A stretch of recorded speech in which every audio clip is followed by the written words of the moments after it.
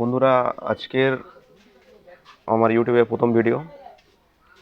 তো আজকে আমাদের দোকানে এসেছে এফ&ডি কোম্পানির এই মডেলের টাওয়ার বক্সটি।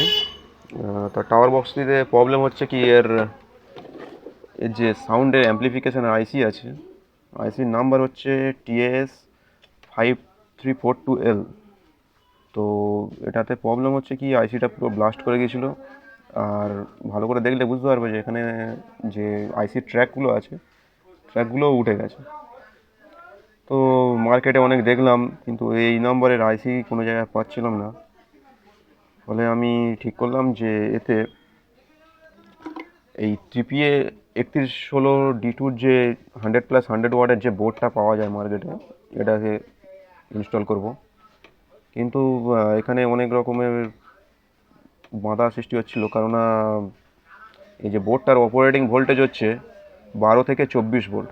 এখানে ভালো করে দেখলে বুঝতে পারবে, এখানে লেখা আছে 12 থেকে 24 ভোল্ট। এমনিও 3116D2 যে ডাটাশিট অনলাইনে দেখলে সেখানেও লেখা আছে যে 12 থেকে 24 ভোল্ট এর অপারেটিং ভোল্টেজ। তো সেক্ষেত্রে এখানে দেখছিলাম যে এর যে পাওয়ার সাপ্লাই অরিজিনাল দেওয়া আছে, এর যেই পাওয়ার সাপ্লাইটা দেওয়া আছে, পাওয়ার সাপ্লাইটাতে আউটপুট ভোল্টেজ ছিল 25 ভোল্ট। মানে অপারেটিং এই যে 3116 আইসির অপারেটিং ভোল্টেজের থেকে 1 ভোল্ট বেশি। যেহেতু ক্লাস ডির আইসি এগুলো খুব সেন্সিটিভ হয়, এর 1-2 ভোল্ট বেশিও অনেকটা হ্যাম্পার করে যায়। তাই ঠিক করলাম যে এর সাপ্লাইটা একটু কমিয়ে তারপর এখান থেকে কানেকশানটা করব। তো এর যে কানেকশান, যে কোনো এসএমপিএসের যদি কোনো আমার ভোল্টেজ মানে ডাউন কিংবা আপ করতে চাই, তখন আমাদের করতে হয় কি, যে এখানে যে TL431 আছে, ভালো করে দেখলে এখানে বুঝতে পারবে এখানে একটা TL431 একটা আইসি দেওয়া আছে। একটা আইসি বলুন, রেগুলেটর বলুন। তো এই আইসিতে ফার্স্ট পিন হচ্ছে রেফারেন্স পিন। এই রেফারেন্স পিনে 2.5 ভোল্ট আসে। তার ফলে এখান থেকে ফিডব্যাক, যে অপ্টো কাপলার আছে, অপ্টো কাপলারকে ফিডব্যাক দেয়। তো এখানে যে মেন পজিটিভ সাপ্লাই থেকে অনেক দেখবেন, ভালো করে লক্ষ্য করবেন, দেখবেন অনেকগুলো রেজিস্ট্যান্স হয়ে এই ফার্স্ট পিনে আসে রেফারেন্স পিনটাতে। তো এখানে একটা 6.2K রেজিস্ট্যান্স দেওয়া ছিল, সেটাকে কমিয়ে বাড়িয়ে আমি এখন দিয়েছি 4.7 আর 2.2K রেজিস্ট্যান্স সিরিজ করে লাগিয়েছি এখানে। ফলে আমার ভোল্টেজ এখানে প্রায় 21-22 ভোল্টের মতো দাঁড়িয়ে গেছে। তাহলে এই বোর্ডটা চালানোর জন্য যথেষ্ট, আর ভালোভাবেই চলবে।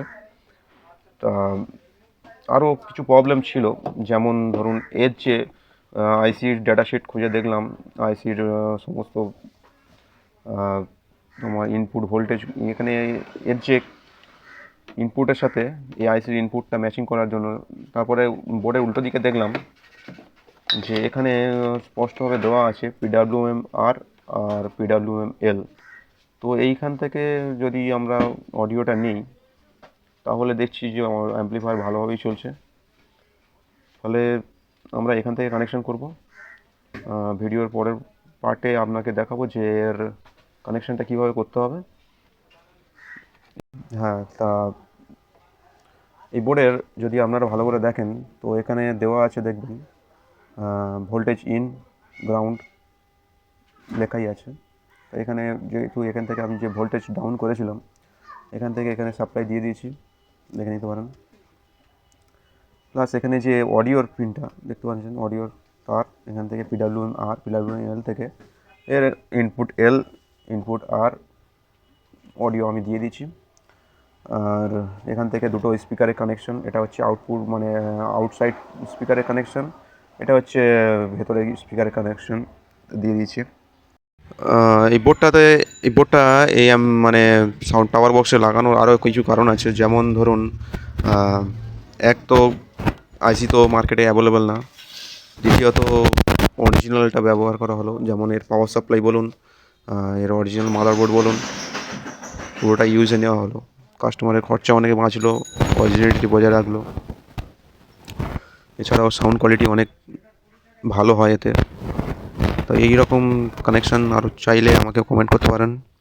কী কী বিষয়ে আপনাদের ভিডিও চাই সেগুলো আমাকে কমেন্ট বক্সে জানান।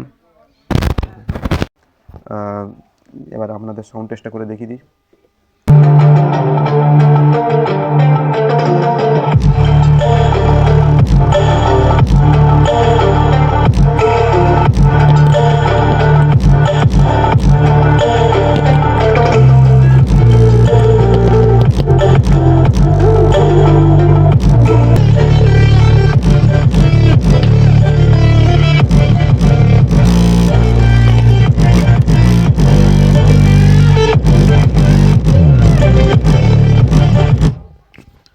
তো সাউন্ড টেস্ট আপনাদের কেমন লাগলো কমেন্টে জানাবেন।